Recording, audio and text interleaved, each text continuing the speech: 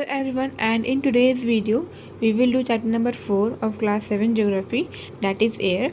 So our earth is surrounded by a huge blanket of air called atmosphere.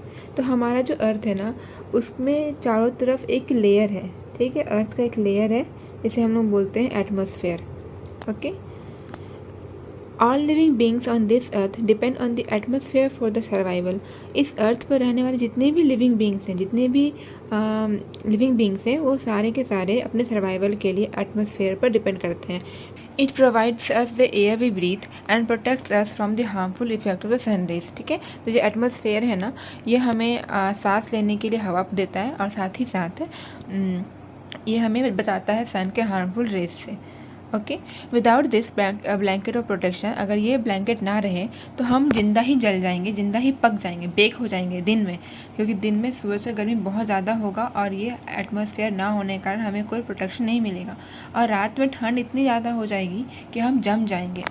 So it is this mass of air that has made the temperature on the earth livable।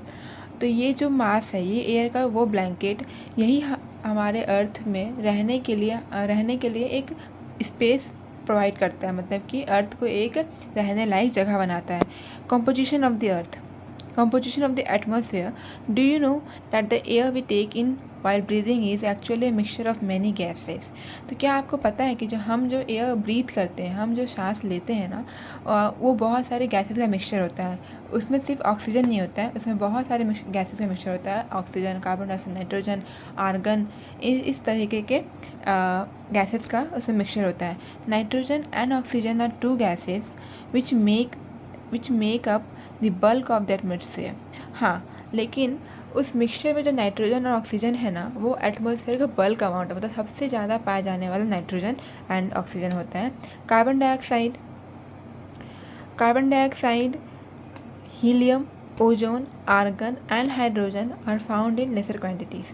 तो carbon dioxide हो गया, और जो mixture जैसे कि अभी बात तो सिर्फ नाइट्रोजन ऑक्सीजन का, पर उस एटमॉस्फेयर में कार्बन डाइऑक्साइड भी होता है, हीलियम भी होता है, ओजोन भी होता है, आर्गन भी होता है। तो ये सारे जो गैसेज हैं ना, ये कम क्वांटिटीज़ में पाए जाते हैं। Apart from these gases, tiny dust particles are also present in the air. अब इन सभी चीज़ों के अलावा उस एयर में टाइनी डस्ट पार्टिकल्स भी प्रेजेंट होते हैं। Okay, the pie chart gives you the percentage of different constituents of the air. अब यहाँ पे एक पाई चार्ट देख सकते हैं आप।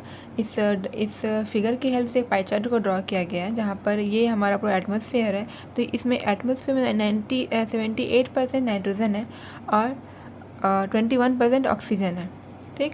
एंड उसके बाद फिर आर्गन है 0.93% और कार्बन डाइऑक्साइड 0.03 और बाकी सारे गैसेज वो 0.04% है। ये हमारे एटमॉस्फेयर का कंपोजिशन है कि हमारे एटमॉस्फेयर में कितने सारे गैसेज हैं। Now nitrogen is the most plentiful gas in the air. अब नाइट्रोजन सबसे ज़्यादा पाया जाने वाला गैस है एयर में। When we inhale we take some amount of nitrogen into our lungs and exhale it. जब हम लोग सांस लेते हैं तो ऑब्वियसली सारे के सारे गैसेज हमारे लंग्स में जाएंगे, तो उसमें नाइट्रोजन भी हमारे लंग्स में जाता है और फिर हम उसे फिर एक्सहेल कर देते हैं। इनहेल मतलब होता है सांस लेना। व्हेन वी टेक ब्रीथ, सांस लेते हैं तो इनहेल, और सांस छोड़ना means exhale. But plants need nitrogen for their survival. लेकिन प्लांट्स को चाहिए नाइट्रोजन अपने सर्वाइवल के, जैसे हम ह्यूमन्स को चाहिए होता है ऑक्सीजन, उसी तरीके से प्लांट्स को चाहिए नाइट्रोजन अपने survival. They can not take nitrogen directly from the air. लेकिन प्लांट्स ना एयर से डायरेक्टली नाइट्रोजन नहीं ले सकते। Bacteria that live in the soil and roots of some plant take nitrogen from the air and changes it from so that plants can use it. अब उस plants के root में रहने वाले वो बैक्टीरिया, ठीक है, तो अब जो प्लांट्स होते हैं ना, उनके रूट्स में एक बैक्टीरिया होता है, ठीक है। उस बैक्टीरिया का नाम होता है राइजोबियम। उस बैक्टीरिया का नाम होता है राइजोबियम बैक्टीरिया।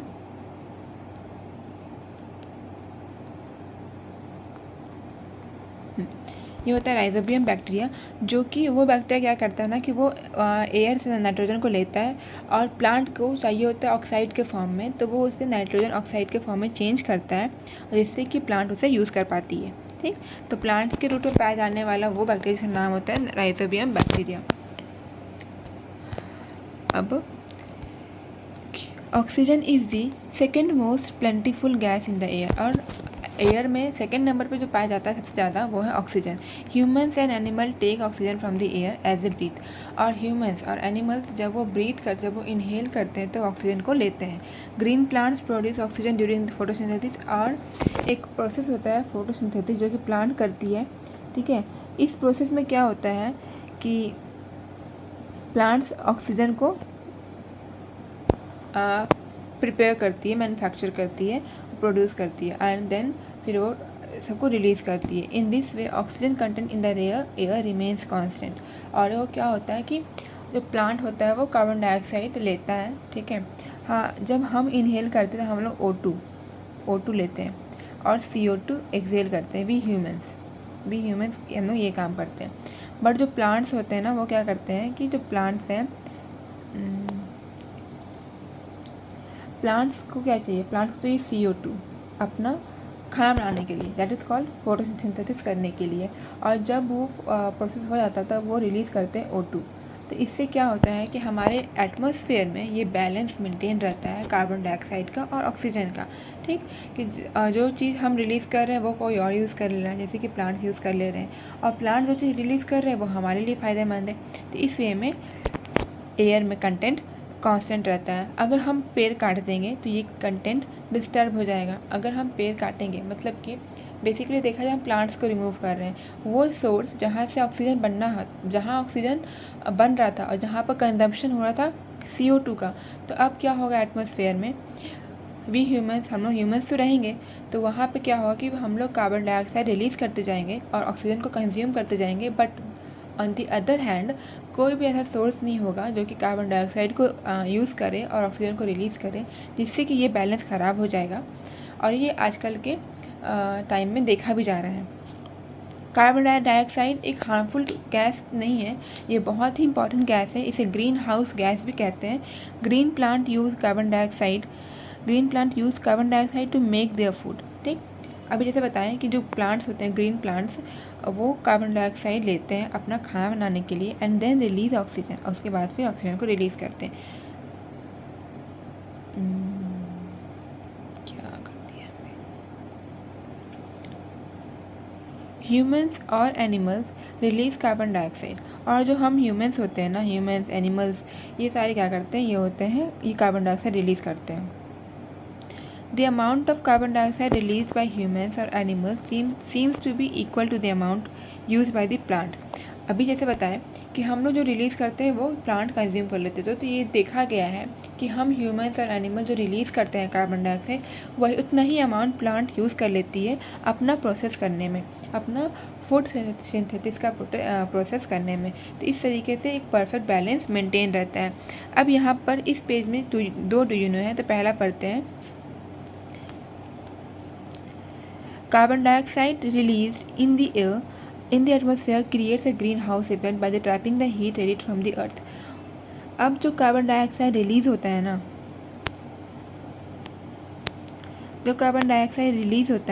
वो क्या करता है, एक ग्रीन हाउस इफेक्ट क्रिएट करता है, ठीक है। मतलब कि ये जो कार्बन डाइऑक्साइड CO2 है, अब सन से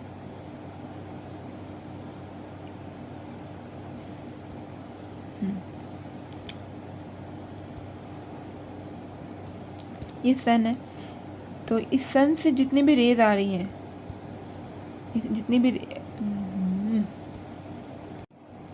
हाँ, तो first do you no carbon dioxide release in the atmosphere creates a green house effect,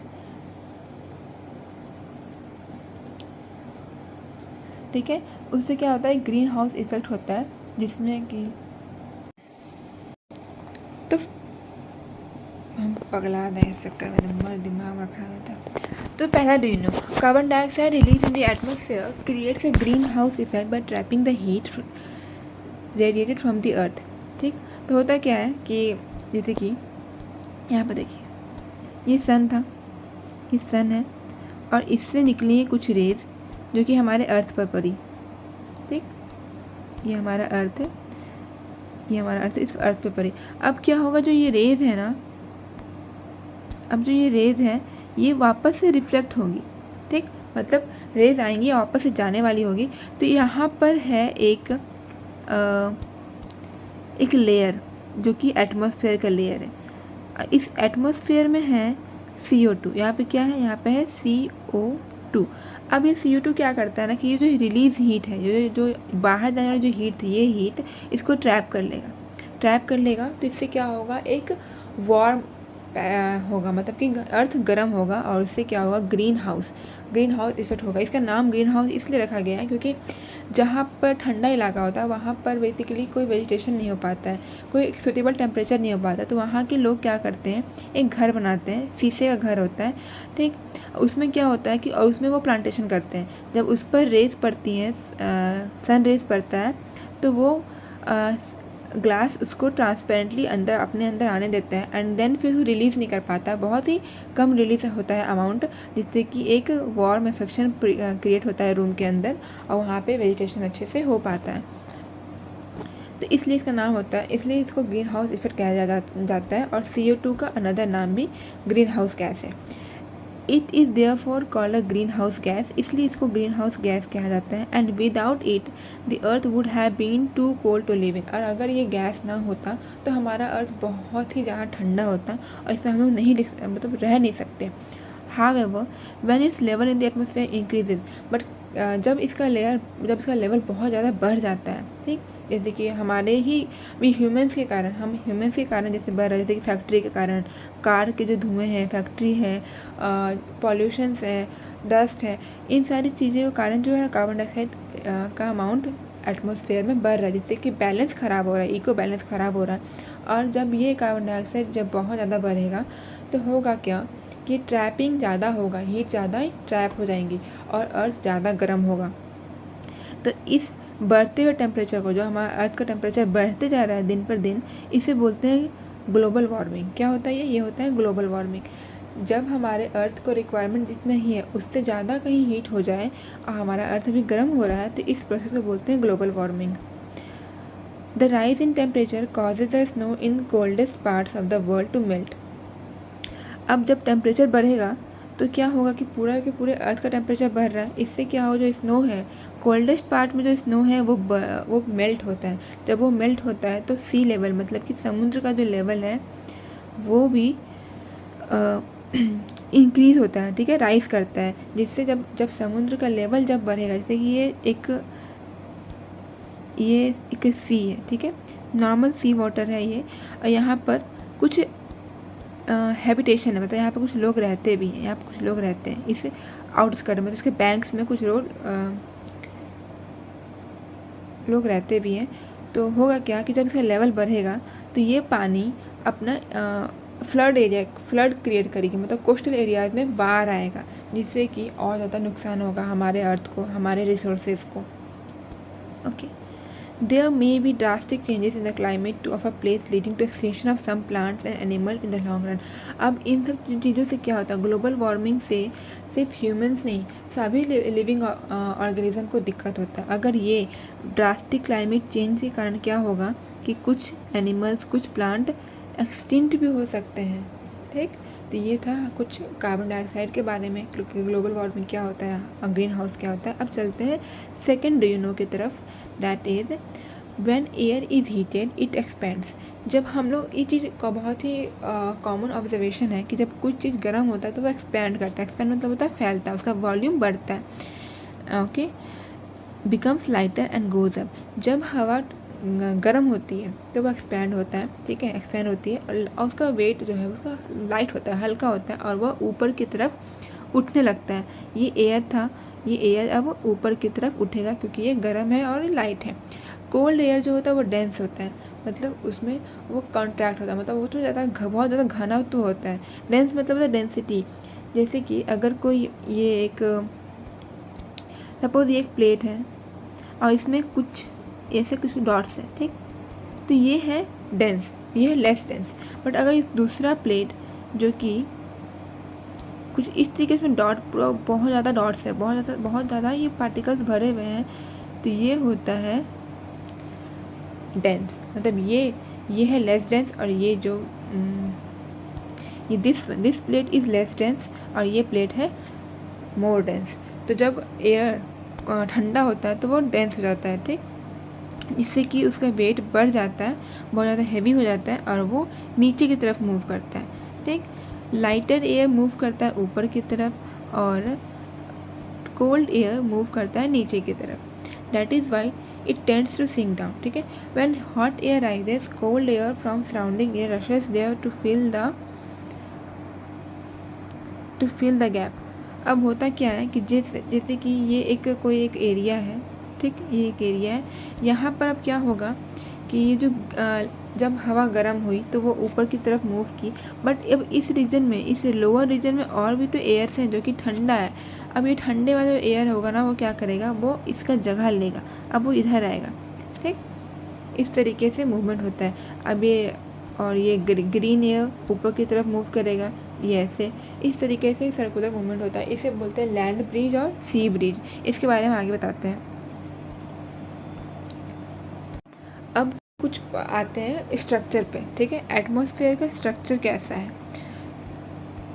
our atmosphere is divided into 5 layers. हमारा जो एटमॉस्फेयर है ना, वो 5 लेयर्स में डिवाइडेड है। अर्थ के सरफेस से स्टार्ट किया जाता है और ये 5 लेयर्स में डिवाइडेड है।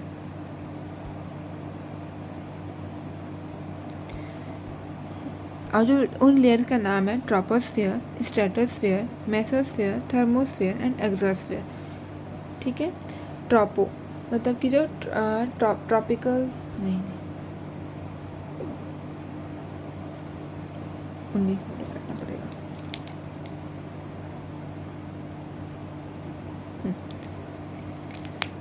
तो यहाँ पे देखिए, जैसे कि ये है, ये यहाँ पे एक डायग्राम दिया हुआ है। हाँ, यहाँ पे एक डायग्राम दिया हुआ है जो कि है इस तरीके से, अर्थ का लेयर है। तो यहाँ पे ये ट्रोपोस्फेयर है, ये ट्रोपोस्फेयर, उसके बाद फिर आता है tropopause and then stratosphere, stratopause, mesosphere, mesopause and thermosphere and then सबसे लास्ट में आता है हमारा एक्सोस्फेयर। ओके, अब इसके बारे में पढ़ते हैं डिटेल्स में।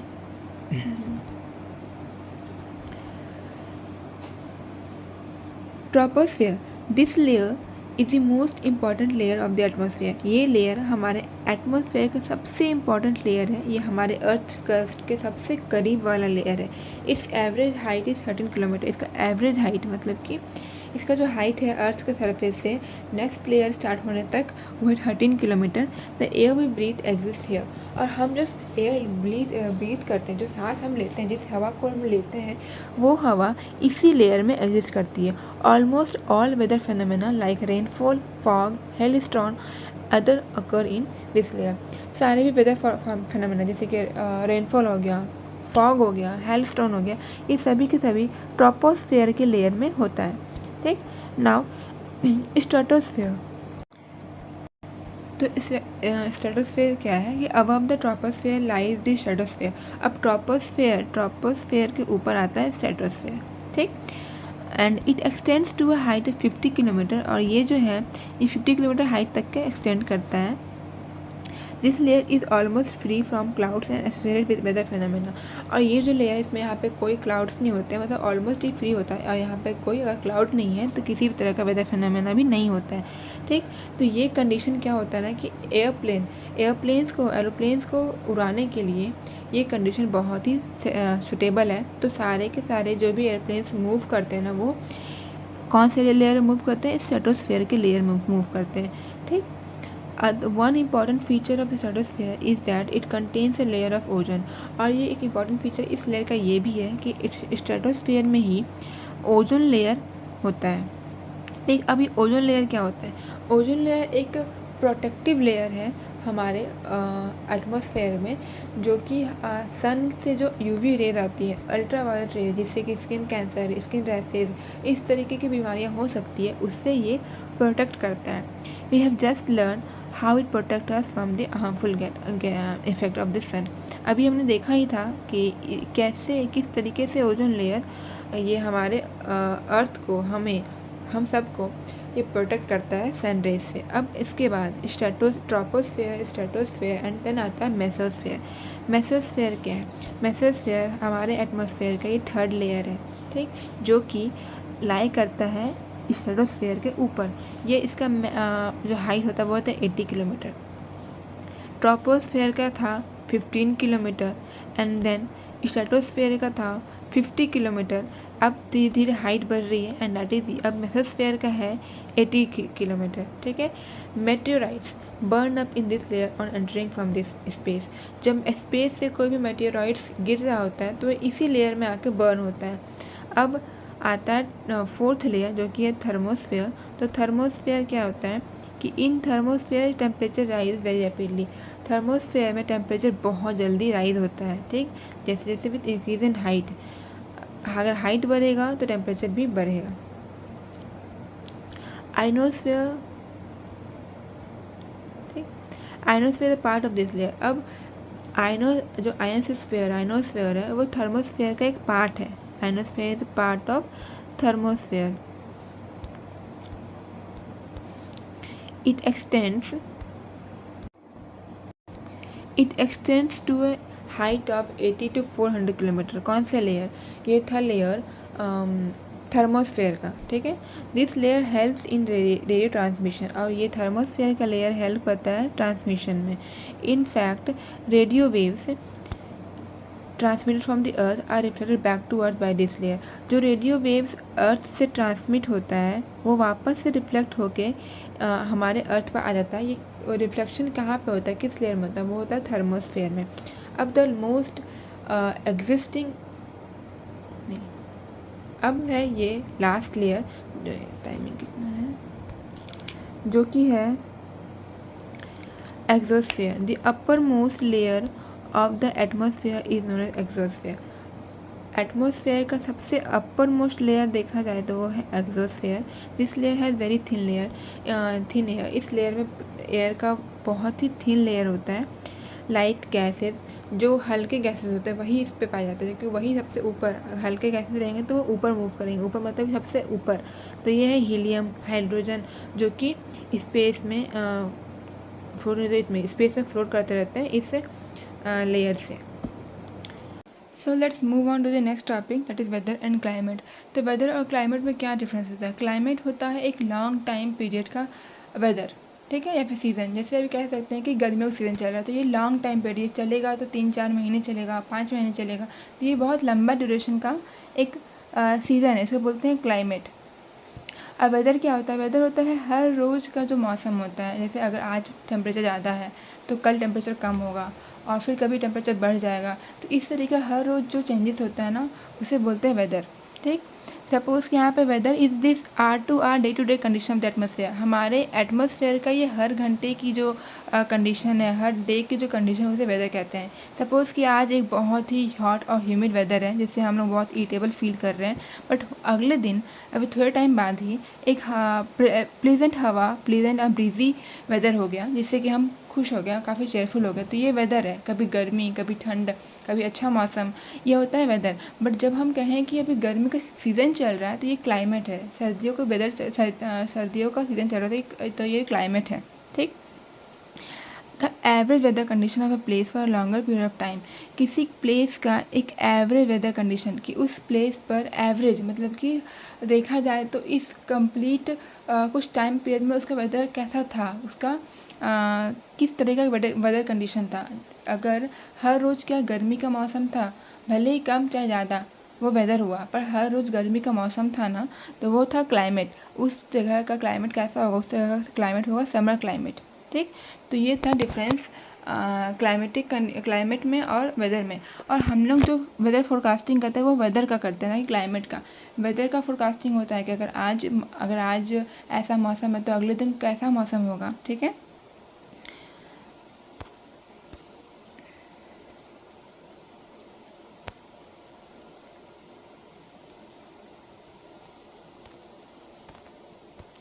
अब आते हैं टेम्परेचर पे। The temperature you feel every day is the temperature of the atmosphere. जो टेम्परेचर हम लोग हर रोज़ फील करते हैं ना, वो टेम्परेचर होता है हमारे एटमॉस्फेयर का, ठीक। The degree of hotness and coldness is known as temperature. अब डिग्री ऑफ हॉटनेस, हम कितना गर्म फील कर पा रहे हैं, कितना ठंडा है वो कोई सब्सटेंस, वो होता है टेम्परेचर। ठीक है, the temperature of the atmosphere changes not only between day and night but also during from sensitive.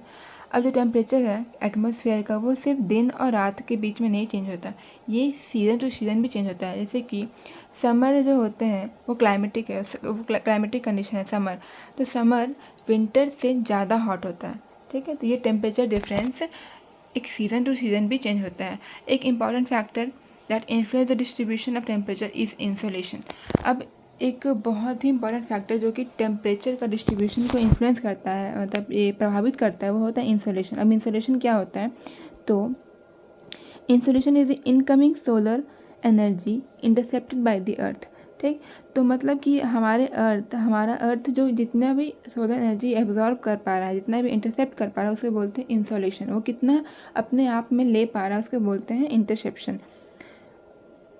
The amount of insolation decreases from the equator to the pole. अब इक्वेटर के reason में जो ये हमारा अर्थ है और सन कुछ ऐसा है, तो जो यहाँ पर इक्वेटर है, इस मिडल लाइन पर, ये मिडिल जो लाइन है उसको इक्वेटर है। ठीक है, 0 डिग्री पे, तो सन रेज जो है वो डायरेक्टली पड़ते हैं इक्वेटर पे। और देखा जाए तो अब यहाँ पे थोड़ा स्लाइटली एंगल चेंज होगा रेज का, तो जो इस इक्वेटर वाले रीजन पर जो इंसोलेशन होता है वो बहुत ही ज़्यादा हाई अमाउंट में होता है। और जैसे जैसे हम पोल की तरफ मूव करते हैं, ये होता है नॉर्थ पोल, हाँ ये होता है नॉर्थ पोल और ये होता है साउथ पोल। जैसे जैसे हम पोल्स की तरफ मूव करते हैं ना, तो ये इंसोलेशन डिक्रीज होते रहता है। ठीक, therefore the energy intercepted by the earth, ठीक है, the amount of insolation decrease from therefore the temperature decrease in same manner. और टेम्परेचर भी कुछ इसी तरीके से डिक्रीज होता है। तो टेम्परेचर होता क्या है कि यहाँ पर जो हमारा अर्थ है, ये जो अर्थ है, ठीक है, और यहाँ पर जो इक्वेटर का लाइन है, यहाँ पे पोल्स हैं और सन का रेज कुछ इस तरीके से यहाँ पे पड़ रहा है, यहाँ पे स्लाइटली एंगल में डिफरेंस हो रहा है, तो टेम्परेचर भी कुछ इसी तरीके से डिफरेंस होता है। यहाँ पर इस इक्वेटर वाले रीजन में टेम्परेचर बहुत ज़्यादा होता है, और जैसे जैसे हम पोल्स की तरफ मूव करते हैं तो टेम्परेचर कम होने लगता है, और अल्टीमेटली पोल पर आकर टेम्परेचर बहुत ही कम हो जाता है। एक यहाँ पर देखा जाए तो ट्रॉपिकल रीजन है, बहुत गर्मी वाला रीजन है, और यहाँ पर नॉर्थ पोल और साउथ पोल में बहुत ही कूल वेदर, बहुत ही आइसी वेदर रहता है। ठीक, now do you understand why poles are covered with snow. तो इसी वजह से वहाँ का टेम्परेचर बहुत कम है पोल्स का, इसलिए पोल्स में पूरा पोल्स जो होता है वो स्नो से कवर रहता है। If earth temperature rise too high, अगर अर्थ का टेम्परेचर बहुत ज़्यादा बढ़ जाए तो it would become too harm for some crops to grow. तो इसमें क्या होगा कि कुछ क्रॉप्स जो हैं वो बिल्कुल ही ग्रो नहीं कर पाएंगे अगर टेम्परेचर बहुत ज़्यादा बढ़ जाए तो। Temperature in cities is much higher than that of village. अब सिटीज़ में जो टेम्परेचर होता है वो विलेज के कंपैरिजन में बहुत ही ज़्यादा होता है। ऐसा इसलिए होता है कि विलेज में ना वेजिटेशन बहुत ज़्यादा अच्छा होता है, वहाँ पर पेड़ पौधे अच्छे होते हैं, जिससे कि एक बैलेंस मेंटेन होता है, ट्रांसपिरेशन का प्रोसेस होता है, और हमारे एटमॉस्फेयर में हीट का चेंजेस एक अच्छे वे में हो पाता है। बट सिटीज़ में क्या होता है कि यहाँ पर बहुत बड़ी बड़ी बिल्डिंग्स रहती है, जिससे कारण जो कंक्रीट्स रहते हैं, जो सीमेंट का जो बिल्डिंग बना हुआ रहता है, उसमें हीट ट्रैप हो जाता है, और प्लांटेशन कम होने के कारण एक अच्छा इकोसिस्टम नहीं बन पाता है। The concrete and metals in building and the asphalt of rock get heated up during the day। तो वही बात है कि जो कंक्रीट है, मतलब कि बिल्डिंग का जो मटेरियल है कंक्रीट, और जो मेटल्स लगे होते हैं बिल्डिंग में, और साथ ही साथ जो एसफाल्ट मतलब होता है जो रोड जो बना रहता है ना, रोड अलकतरा जिसे हम कहते हैं, तो जो रोड बने रहते हैं अलकतरा से, वो डे के टाइम पे बहुत ज़्यादा ही हीट हो जाते हैं। ठीक है, this heat is release during the night. अब ये हीट वो ट्रैप हो जाता है, दिन में वो हीट एब्जॉर्ब कर लेता है, अपने आप में ट्रैप कर लेता है ये सारी चीज़ें कंक्रीट एंड एसफाल्ट, और रात में ना ये सारी चीज़ें रिलीज होती है। ठीक, तो also the crowded high rise building of the cities. अब सिटीज़ का जो बिल्डिंग है, हमारे सिटीज़ में ना बहुत ही कंजेस्टेड वे में सिटीज़ को बिल्ड किया जाता है। ठीक है, जहाँ पर कोई भी एयर निकलने का कोई भी वे नहीं रहता है। हम जो क्राउडेड हाई राइज बिल्डिंग होता है वो वार्म एयर को ट्रैप कर लेता है, जिससे कि सिटीज़ का टेम्परेचर बढ़ जाता है। वहीं गांव में काफ़ी स्पेसियस जगह होता है, पेड़ पौधे भी अच्छे होते हैं, जहाँ पे एयर का सर्कुलेशन अच्छे से होता है। अब now let's move on to the next topic, that is air pressure. अब एयर प्रेशर क्या होता है? हमारे बॉडी के ऊपर जो एयर है वो हमें प्रेस कर रही होती है, बट हमें वो फील नहीं हो पाता। ऐसा इसलिए होता है क्योंकि वो एयर प्रेशर हमारे बॉडी पर हर डायरेक्शन से लग रही होती है और हमारे बॉडी उस पर एक काउंटर प्रेशर रिलीज़ करता है। ठीक, मतलब जितना प्रेशर हमारे बॉडी के ऊपर लग रहा है उतना ही प्रेशर हमारा बॉडी भी एक्सर्ट करता है। तो इससे ये बैलेंस होता है और हमें कोई प्रेशर फील नहीं होता है। बट बेसिकली एयर प्रेशर का डेफिनेशन क्या होता है? एयर प्रेशर मतलब वो होता है कि हमारे अर्थ की उस सरफेस पर एयर के वेट से कितना प्रेशर एक्सर्ट हो रहा है। ठीक है, air pressure is defined as the pressure exerted by the weight of air on the earth surface. ठीक, जब हम लोग ऊपर जाते हैं, जैसे हम लोग ऊपर अर्थ के एटमॉस्फेयर के ऊपर जाएंगे तो जो प्रेशर है वो धीरे धीरे कम होता जाएगा। ऐसा इसलिए होता है क्योंकि यहाँ पे देखा जाए तो ये हमारा अर्थ का सरफेस है। ठीक, और जो एटमॉस्फेयर में लेयर्स हैं वो कुछ इस तरीके से हैं कि ये ट्रोपोस्फेयर है, ये स्ट्रेटोस्फेयर है, फिर मेसोस्फेयर है, इस तरीके से और भी ऊपर लेयर। जब हम लोग इस जगह पर रहते हैं, अर्थ के सरफेस पर हैं, तो ये इन सभी कॉलम्स का, इन सभी लेयर्स का प्रेशर लग रहा होता है। बट जब हम लोग और ऊपर गए, एक लेयर ऊपर चले गए, हम लोग थर्मोस्फेयर के ऊपर हैं, तो अब इसके ऊपर जो लेयर्स हैं, जैसे कि स्ट्रेटोस्फेयर, मेसोस्फेयर, ट्रोपोस्फेयर, तो जो इनके जो लेयर्स हैं ना वो लगने वाले हैं। तो जैसे हम लोग ऊपर जैसे जैसे हम लोग मूव करते हैं वैसे वैसे एयर का प्रेशर कम होते जाता है। ठीक, the air pressure is highest at sea level. अब सी लेवल पर एयर का प्रेशर सबसे ज़्यादा होता है। ठीक है, और जैसे जैसे हाइट डिक्रीज़ होगी, मतलब हम लोग ऊपर जाते हैं, हाइट डिक्रीज़ होगा तो जो प्रेशर है वो इन्फ्लुएंस होगा और वो डिक्रीज़ होता जाएगा। Horizontally the distribution of air pressure is influence by temperature of air at given places. अब किसी प्लेस पर एयर का प्रेशर कैसा होगा वो उस प्लेस के टेम्परेचर पर डिपेंड करता है। ठीक है, टेम्परेचर ऑफ एयर उस प्लेस पर कैसा है उस पर डिपेंड करता है कि उस प्लेस का प्रेशर कैसा होगा। जहाँ पर टेम्परेचर बहुत ज़्यादा हाई होता है वहाँ का एयर बहुत जल्दी हीट होता है और हीट होने के बाद वो ऊपर की तरफ मूव करता है। इससे कि क्या होता है कि उस एरिया में एक लो प्रेशर एरिया क्रिएट होता है।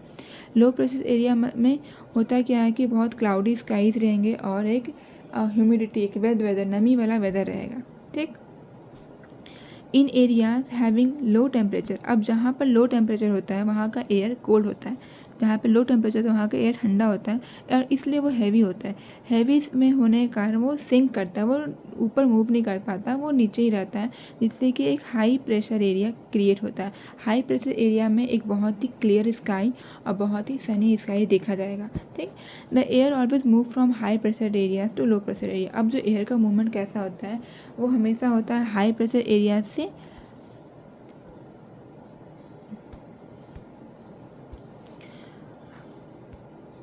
हमेशा हाई प्रेशर एरिया से लो प्रेशर एरिया की तरफ। ठीक है, अब मूव करते हैं नेक्स्ट टॉपिक जो कि है विंड। विंड क्या होता है? The movement of air from high pressure area to low pressure area is called wind. जब एयर हाई प्रेशर एरिया से मूव करता है लो प्रेशर एरिया से तो उसमें विंड होता है। विंड का इसको हम विंड कहते हैं। You can see wind at work as it blows dry leaves down the pavement और uproot the tree during a storm. हम लोग विंड को देख नहीं सकते हैं बट उसको काम करता हुआ देख सकते हैं। जब हवा बहती है तो वो सूखे पत्तों को उड़ाती है, ब्लो करती है।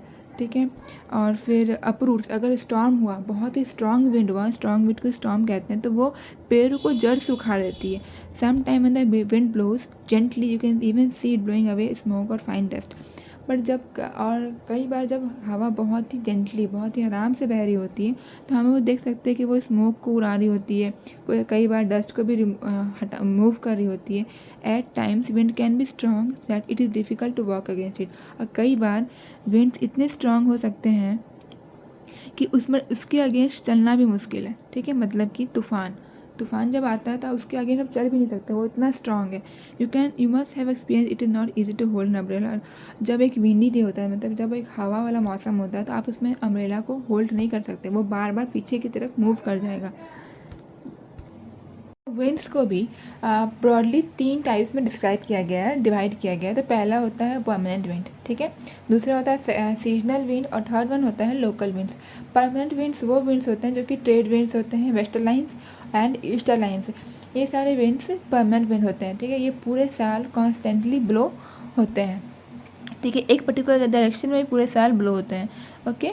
And now the second one is seasonal wind. Seasonal winds में तो वो विंड्स होते हैं जो कि अपना डायरेक्शन अलग अलग सीजन में चेंज करते हैं, ठीक है। जैसे कि मॉनसूनल विंड्स जो इंडिया के में होता है वो एक सीजनल विंड है, वो अलग अलग सीजन में अलग अलग डायरेक्शन से फ्लो होता है।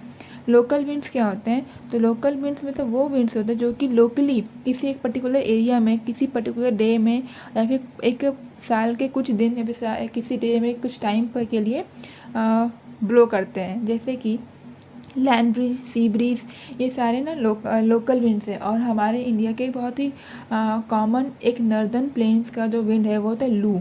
गर्मियों के टाइम में जो लू चलता है वो भी एक लोकल विंड्स है, ठीक है। तो मॉइस्चर क्या होता है? जब लैंड से और अलग अलग वाटर बॉडी से वाटर एवेपोरेट होता है, वाटर भाप बनता है, तो वो वाटर वेपर का फॉर्मेशन करता है, ठीक। अब किसी टाइम पर एयर में कितना मॉइस्चर है वो बताता है कि ह्यूमिडिटी कितना होगा। जब एयर बहुत ही ज़्यादा वाटर वेपर से फुल होता है तो हम लोग बोलते हैं कि वो एक ह्यूमिड डे है, एक, ठीक है। तो उस दिन एक ह्यूमिड डे है। जब एयर गर्म होता है, जैसे जैसे एयर गर्म होते जाता है तो उसका जो कैपेसिटी होता है वाटर होल्ड करने का, वाटर वेपर को होल्ड करने का, वो बढ़ जाता है, और वो डे ह्यूमिड और ज़्यादा ह्यूमिड हो जाता है। जब एक ह्यूमिड डे पर ह्यूमिड डे में क्या होता है, बहुत ज़्यादा चिपचिपा मौसम होता है। आप किसी भी कपड़े को सूखने में बहुत ज़्यादा टाइम लगेगा। हमारे बॉडी से स्वेट जो ईजिली एवोपरेट नहीं होंगे, और हमारे बॉडी पर हम काफ़ी ज़्यादा वेटी फील करेंगे, काफ़ी ज़्यादा गीला गीला हमारा स्किन फील होगा, and making us feel very uncomfortable, और उससे हमें बहुत ज़्यादा अनकम्फर्टेबल फील होता है, ठीक है। When the water vapour rises, जब वाटर वेपर राइज होता है, मतलब कि ऊपर उठता है, तो वो कूल होना स्टार्ट करता है, ठीक है। अब वो वाटर वेपर कूल होगा, कंडेंस होगा, और वाटर ड्रॉपलेट का फॉर्मेशन करता है।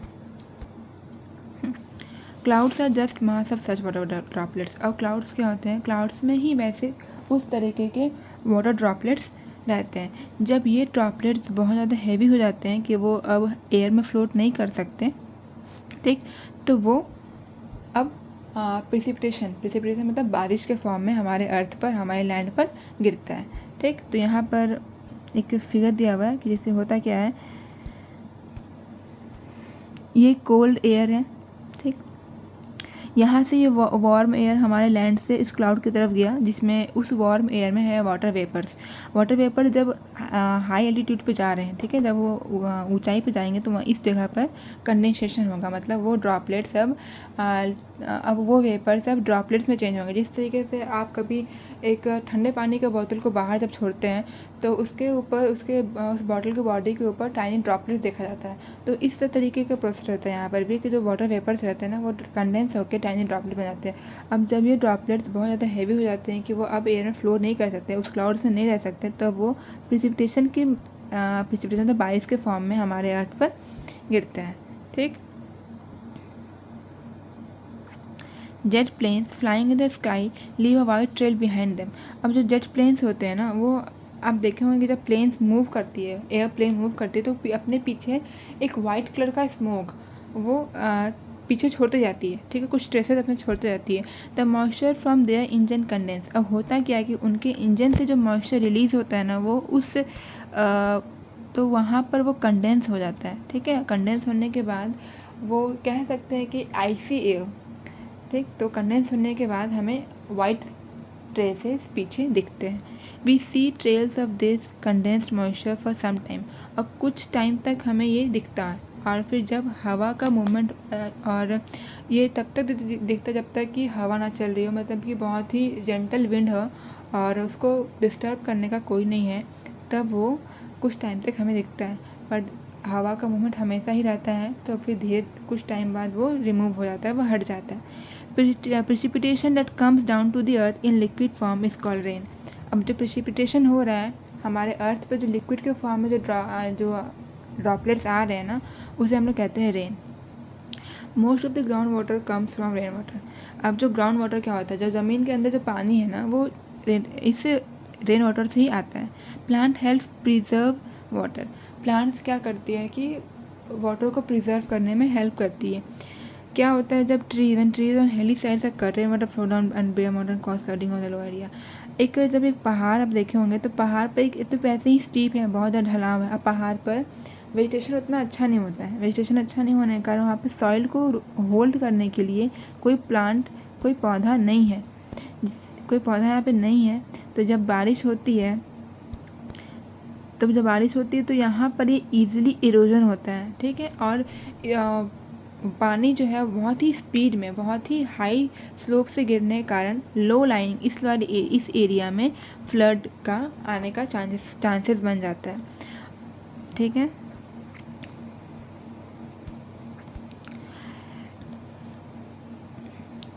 On the basis of mechanism there are 3 types of rainfall. अब इस मैकेनिज्म में बेस 3 तरह के रेनफॉल होते हैं। एक होता है कन्वेक्शनल रेनफॉल, एक होता है orographic rainfall, and third one होता है साइक्लोनिक रेनफॉल। तो रेनफॉल हमारे सर्वाइवल के लिए बहुत इंपॉर्टेंट है, प्लांट्स के लिए भी, एनिमल के लिए भी। फ्रेश वाटर, हमारे अर्थ सरफेस पे फ्रेश वाटर का सोर्स ही रेन वाटर होता है, ठीक।